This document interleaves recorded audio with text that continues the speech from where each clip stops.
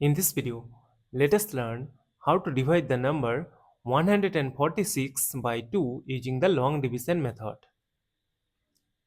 As 1 is less than 2, so we will consider the number 14. We know that 2 times 7 is 14. Subtract, we get 0.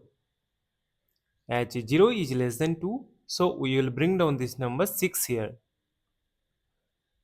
See that this is the number 6, so we can remove this 0. And we know that 2 times 3 is 6. Subtract, we get 0.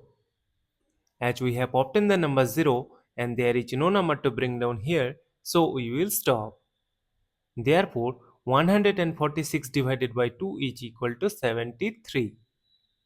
And this is our final answer. Thank you for watching. Please like, share and comment on the video. Also do subscribe the channel.